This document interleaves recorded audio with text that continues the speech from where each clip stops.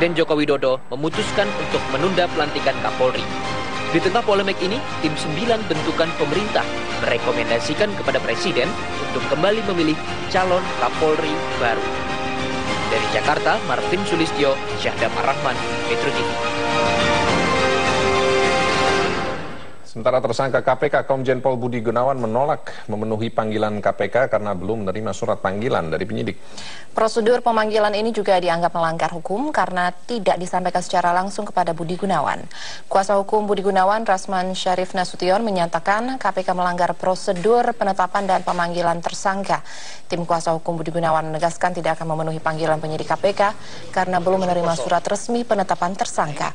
Seharusnya prosedur ini sudah dijalankan KPK, bahkan sebelum ditetapkan sebagai tersangka, Budi Gunawan seharusnya diperiksa terlebih dahulu sebagai saksi. Penetapan tersangka Budi Gunawan saat ini digugat melalui mekanisme pra-peradilan. Gugatan ini akan menentukan apakah penetapan tersangka kepada Komjen Pol Budi Gunawan melanggar hukum atau tidak. Surat pemberitahuan.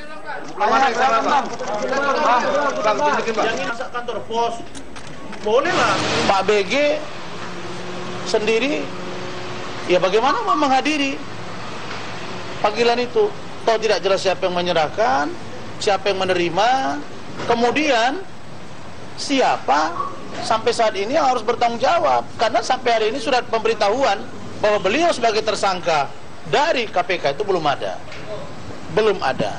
Nah, saya ingin sampaikan bahwa KPK harus profesional. Kenapa? Kalau sudah ditetapkan seseorang menjadi tersangka, ya beritahu dong. Jangan lewat media. Jadi masyarakat akhirnya ini tadi, kita selalu main di media sosial, kita cerita kemana-mana, tapi orangnya nggak terima sampai hari ini. Tapi kuasa hukum nggak terima sampai hari ini. Pak BG nggak terima sampai hari ini. Sementara Sekretaris Kabinet Andi Wijayanto menyatakan bahwa semua pihak harus mematuhi proses hukumnya menyeret petinggi KPK dan Polri, termasuk dari kedua tersangka masing-masing, Bambang Wijoyanto dan Budi Gunawan. Budi Gunawan yang sudah dipanggil KPK sebaiknya datang untuk memenuhi kepentingan penyidikan. Begitu juga dengan berkas Bambang Wijoyanto yang mulai diteliti oleh Kejaksaan agar bisa memenuhi panggilan penyidik. Buatnya mengikuti proses hukum seperti yang seharusnya berjalan. Ya, saya datang gitu. Ada hak dari individual untuk kemudian melakukan beberapa proses hukum terkait dengan pemanggilan seperti ini. Kuasa hukumnya adalah yang kemudian akan memberikan pertimbangan hukum kepada Pak Budi Gunawan. Dan itu bagian dari proses hukum yang dihormati oleh Istana. Mulai tahun ini, Pemprov DKI Jakarta mulai menerapkan tunjangan kerja daerah atau TKD dinamis kepada seluruh pegawainya. Dan tak tanggung-tanggung, untuk jabatan lurah saja bisa membawa pulang gaji sebesar 33 juta rupiah.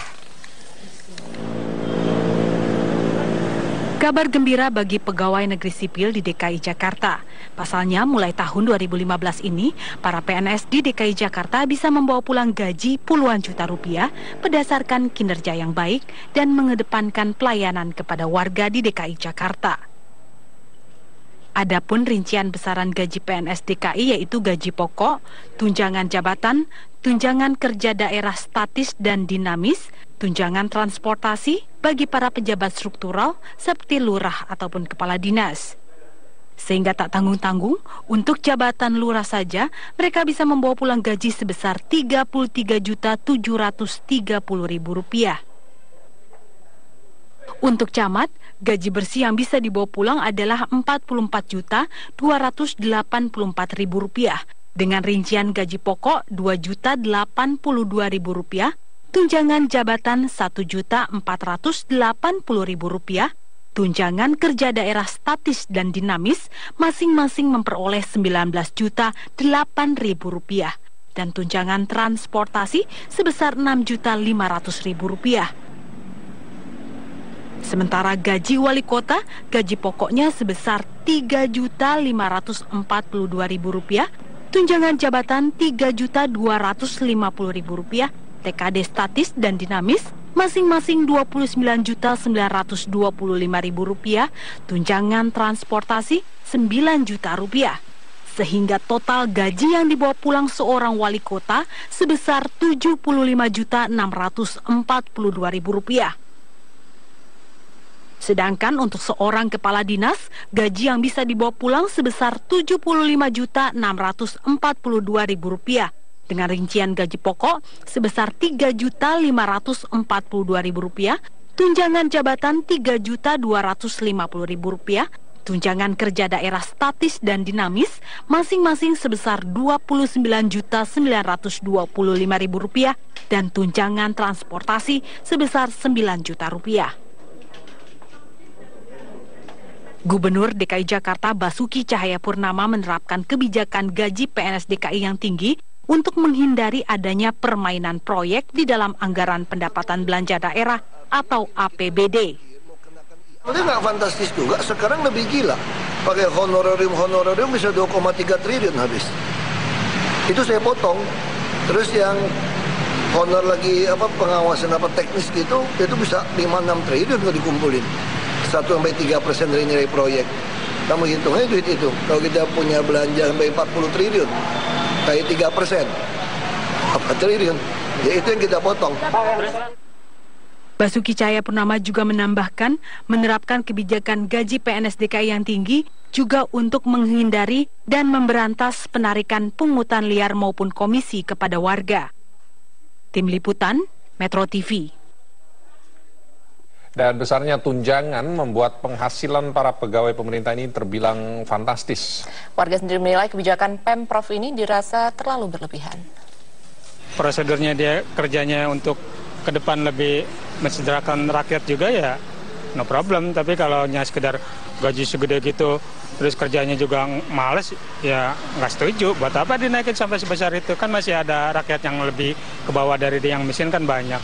Kalau tugasnya semakin diberatkan ya bagus.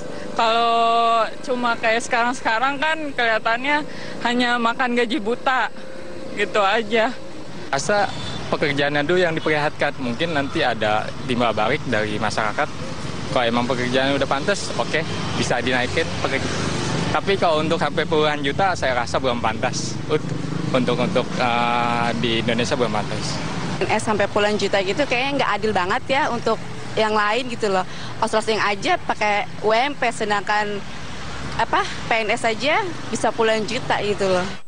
Sementara itu pemirsa, meski Pemprov DKI menaikkan gaji pegawainya hingga puluhan juta rupiah, namun tidak bagi Gubernur Jawa Barat Ahmad Heriawan. Menurutnya anggaran Jawa Barat masih di bawah DKI Jakarta. Akhir juga menambahkan PNS di lingkungan Gedung Sate sudah mendapat tunjangan kinerja, tunjangan jabatan, dan tunjangan kehadiran. Udah besar, di Jawa Barat udah besar. Ada TPP ya, ada TPP. TPP-nya ya berapa tuh? Hampir 1,5 kali lipat gaji lah TPP-nya. Ya kan? 1,5 lipat gaji TPP, tapi kita menghilangkan honor. Di Jawa Barat itu kalau ada proyek-proyek tidak ada honornya. Tapi honor tersebut dikalkulasi lewat tunjangan daerah yang diberikan setiap bulan. Jadi yang asalnya yang dapat honor itu hanya pegawai-pegawai yang ada di dinas-dinas basah gitu kan, dinas sebanyak proyeknya, maka sekarang semua dinas merata mendapat.